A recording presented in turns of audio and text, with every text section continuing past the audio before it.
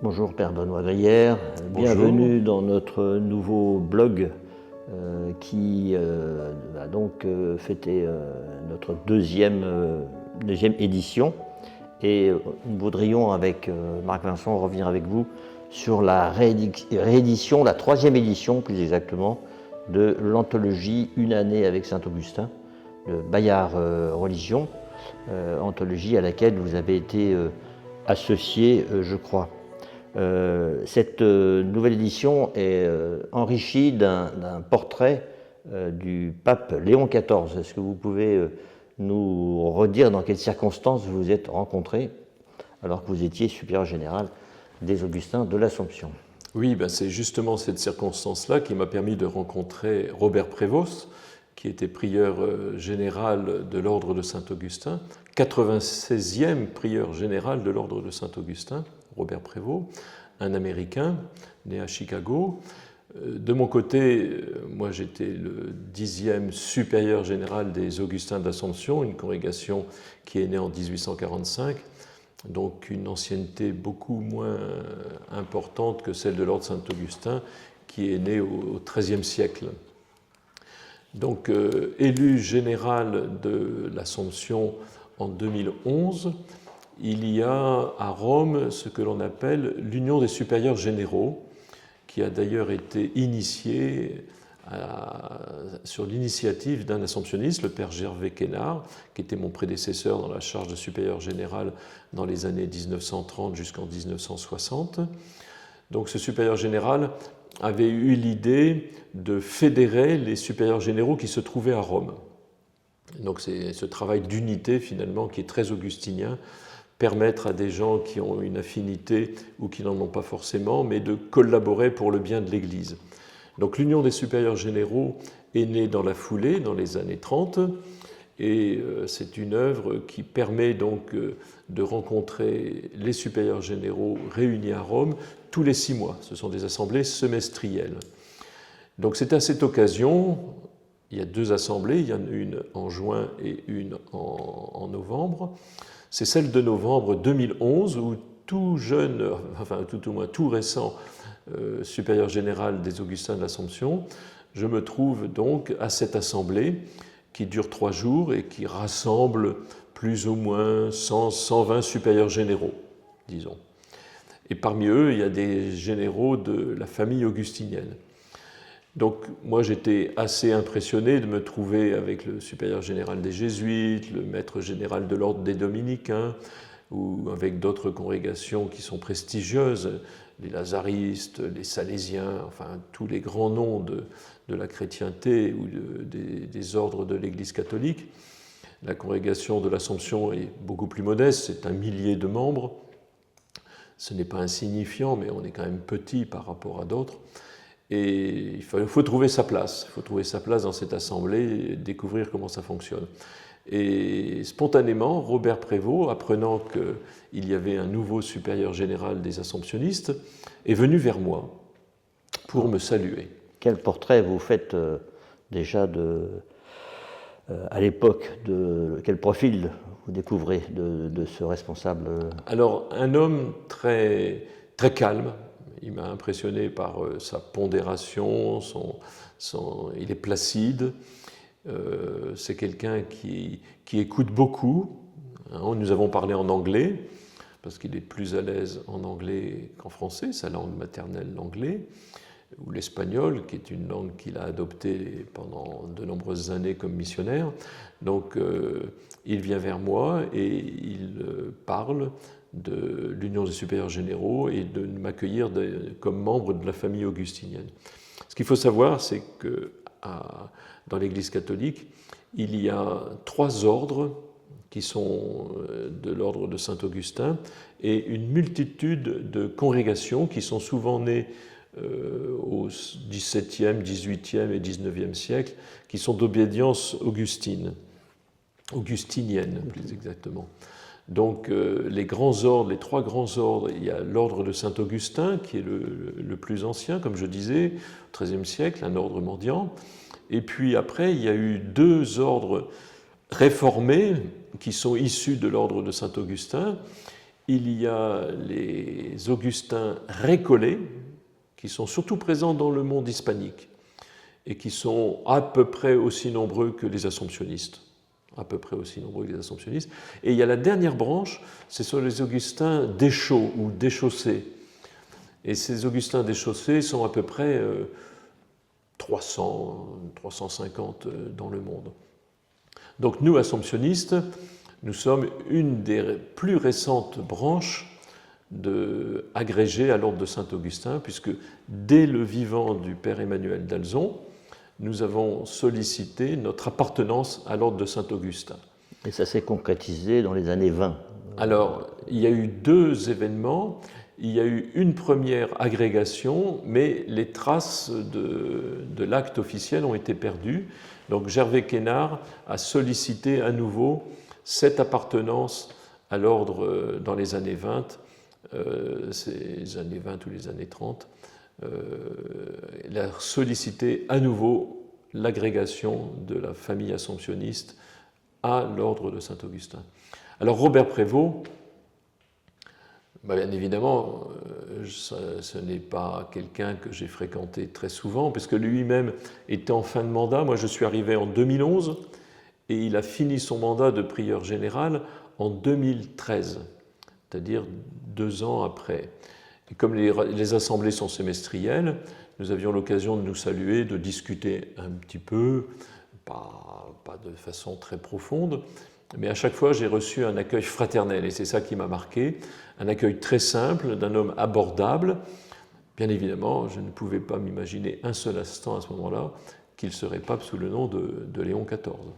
Ça a été ma grande surprise quand le conclave a été fini, que la fumée blanche est sortie et que j'ai entendu Robert Prévost. C'était donc celui que j'avais rencontré. C'est bien évidemment, pour moi, ça a été une grande joie, mais aussi une totale surprise. Et quels sont les traits augustiniens qui semblent importants de souligner à cette occasion-là, qu'on va retrouver avec le pape Léon? Alors pour moi, c'est ça. C'est un homme qui travaille à l'unité. Il a essayé de m'accueillir comme un frère à l'Union des supérieurs généraux et de m'inclure dans la famille augustinienne. Donc le travail pour l'unité. On voit bien aussi que son ministère d'évêque, puisqu'il a été évêque au Pérou, après avoir été prieur général, est aussi un travail pour la vérité. Et il a lutté beaucoup contre les abus au sein de l'Église. Donc il a voulu faire la vérité sur ce qui se passait dans son clergé local et puis au-delà. Il a continué après à la congrégation au dicaster des évêques. Donc ça, c'était quelque chose d'important. Et puis, bien évidemment, la charité, c'est un trait qui ne fait pas défaut chez lui. Robert Prévost, évêque au Pérou, prieur général de son ordre, a toujours eu le souci des plus petits et des plus pauvres. Donc pour moi, il incarne vraiment une figure augustinienne. C'est un Augustin profondément augustinien. C'est trop tôt pour le dire, mais au bout d'un an de pontificat, on retrouve ses traits dans ses premiers pèlerinages, dans ses premiers textes, dans sa façon de se présenter. Oui, moi je pense que toutes ces interventions, ces déplacements signifient cette recherche de l'unité, et on le voit bien au moment où notre Église risque d'avoir à assumer un nouveau schisme à partir des traditionalistes intégristes. Il met tout en œuvre pour essayer d'éviter cette rupture. Et ça, c'est comme saint Augustin. Saint Augustin a été confronté, dès le début de son ministère épiscopal, à la querelle donatiste. Vous savez, c'était ces chrétiens qui s'étaient isolés de la grande Église parce qu'ils prétendaient avoir à eux seuls la vérité et être purs. Donc, ils se sont approchés, Augustin s'est approché d'eux pour essayer de les convaincre de retourner dans le giron de la grande Église, et je pense que Léon XIV fait pareil encore aujourd'hui. Et puis pour le souci de son encyclique, Magnificat Humanitas, ce souci du respect de l'intégrité humaine, qui est bien évidemment un message chrétien avant d'être un message augustinien, mais que saint Augustin lui aussi a porté beaucoup dans ses homélies, dans le sermon pour les peuples, le peuple d'Hippone, où il a toujours été là pour défendre la pureté et l'intégrité de chaque personne. Et donc un pape Augustin, même si maintenant c'est Léon XIV, c'est un peu une divine surprise. Oui, j'ai exercé mon ministère de supérieur général à Rome pendant 12 ans. Ça a couvert essentiellement le pontificat du pape François qui était jésuite. Donc le pape François nous a procuré aussi beaucoup de joie, mais c'est un caractère tout à fait différent. Le pape François, j'ai eu l'occasion de le rencontrer à plusieurs reprises. Il nous a accueillis d'ailleurs lors du chapitre général qui a élu mon successeur. Et bon, c'était deux caractères différents. Un caractère latino-américain avec Bergoglio, qui est marqué par une plus grande spontanéité et même un peu une certaine brusquerie, j'ose le dire. Robert Prévost est tout en douceur et tout en délicatesse. Est-ce que aussi vous considérez qu'il y a un moment augustinien, un momentum augustinien aujourd'hui, et pourquoi? On peut aller jusque-là. Alors, il serait peut-être exagéré de vouloir croire, parce que nous avons un pape issu de l'ordre de Saint-Augustin, qui a un moment augustinien.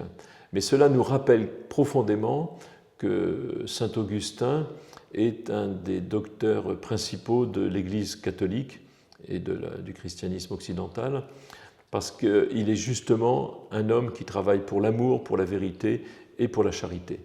Et ça, je crois que dans les temps qui sont les nôtres, avec les tensions belliqueuses, qu'il soit issu du continent américain et de l'Amérique du Nord, mais aussi de l'Amérique du Sud, puisqu'il a la nationalité péruvienne, je crois que c'est une grande opportunité pour l'Église d'avoir un homme qui a la douceur d'Augustin, qui n'a jamais cherché à humilier ses adversaires. Et Augustin a eu affaire à de nombreuses hérésies ou schismes. C'était quelque chose d'assez fréquent au IVe, Ve siècle. Et je pense par exemple avec le pélagianisme, qui est une hérésie chrétienne qui minimise le rôle de la grâce dans le salut des hommes, la grâce divine. Il n'a jamais humilié ni Pélage, ni son fils spirituel, Julien d'Eclane, qui était sans pitié pour Augustin. Et je crois que le pape François a une simplicité... Le pape Léon. Oui, le pape Léon, pardon, a une simplicité, une délicatesse qui permet de dépasser les animosités. Est-ce que c'est une chance aussi pour une famille augustinienne? Est-ce qu'elle existe et est-ce que c'est aussi une opportunité? Pour la famille augustinienne, je crois que là, il y a un moment augustinien qu'il faut saisir. Dans quel sens Nous avons un patrimoine spirituel. Saint-Augustin, c'est quand même un des pionniers de la quête de l'intériorité. Et pour les temps contemporains, c'est très important de favoriser cette rencontre avec Dieu dans un cœur à cœur. Et pour Augustin, vous savez, on le représente souvent dans l'iconographie tenant un cœur enflammé. C'est le cœur à cœur avec Dieu et c'est là le siège de l'intériorité. Le moment augustinien pour moi, c'est vraiment redécouvrir cet amour de l'Église et cet amour de Dieu et du Dieu de Jésus-Christ dans une recherche aimante, passionnée. Après avoir relu, je ne sais pas si vous avez relu les 400 textes de l'anthologie, mais quel est le fil rouge possible quand on lit cette somme de textes où on pense surtout à l'orateur, au rhéteur, à celui qui essaie d'adapter aux commentaires, comment vous êtes ressorti de la lecture des 400 textes? François Dolbeau, qui est un chercheur universitaire français, qui a mis à jour il y a un peu plus de 20 ans des sermons inédits, qu'on appelle les sermons Dolbeau, qui ont été une découverte extraordinaire parce qu'ils avaient été oubliés pendant plus de 15 siècles. Donc les sermons Dolbeau, quand il les a présentés au monde universitaire, il a qualifié Saint-Augustin de seminator verborum, c'est-à-dire le semeur de mots, comme le geste du semeur dans le champ qui jette les mots pour qu'il ensemence la terre. Saint Augustin est un semeur de mots, c'est un orateur. Et dans ses homélies, ses commentaires, son œuvre théologique, il sème des mots pour permettre à faire croître la parole de Dieu dans le cœur de chacun. Et ça, je crois que c'est ce qui est déterminant. Mais vous savez, saint Augustin était passionné, et un jour, il est là devant le petit peuple d'Hippone, dans la basilique, sa basilique de la Paix, où il officie, et il se rend compte que le peuple chrétien a du mal à suivre et qu'il ne change pas beaucoup. Et on sent une lassitude. Et saint Augustin, il dit, mais pourquoi je me fatigue pour vous? Pourquoi je me fatigue? Que servent mes homélies? Que servent mes commentaires? Que sert le travail que je fais? Alors il y a un petit silence dans le peuple d'Hippone. Saint Augustin paraît découragé et il reprend, il continue son sermon, parce que je ne veux pas être sauvé sans vous. Je ne veux pas être sauvé sans vous. Ça, je crois que c'est profondément augustinien, c'est la figure d'Augustin qui domine, c'est celle du pasteur. Il ne veut pas être sauvé sans le peuple des chrétiens.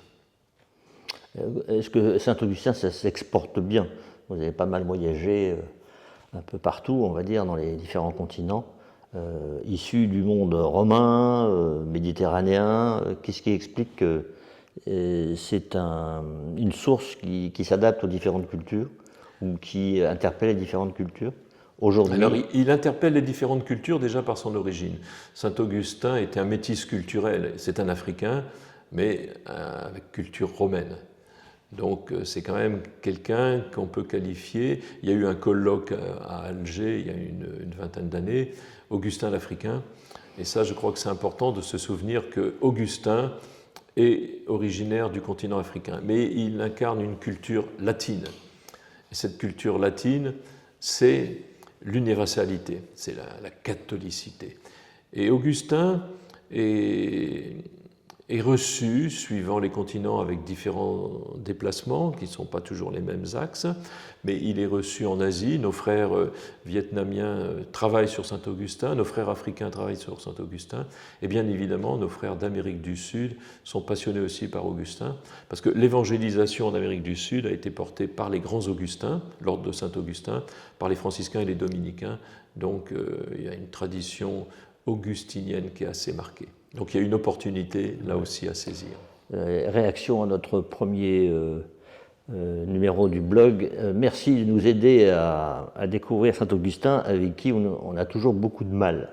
Vous comprenez la difficulté, les réticences ou le poids un peu de l'histoire par rapport à Augustin. Pourquoi est-ce que finalement il faut le rendre accessible, le faire connaître davantage, alors qu'on pourrait considérer trop difficile?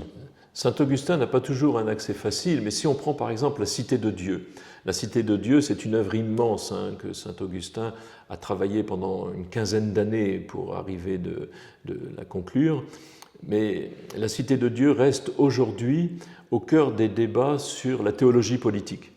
Et vous savez qu'aux États-Unis, on a parlé, notamment avec le vice-président Vance, on a parlé de l'ordo amoris. L'ordo amoris, c'est-à-dire la priorité que l'on doit avoir pour ses proches, pour l'amour. Et puis il y a des cercles concentriques, plus on s'éloigne, moins il y a d'urgence à pratiquer ce commandement de l'amour de Dieu et du prochain. C'est une perversion du message augustinien. Saint Augustin, comme le bon samaritain, n'exclut personne de la rencontre de ce que l'on appelle le prochain. Et ça, je crois que c'est très important. Mais la Cité de Dieu est une œuvre très complexe.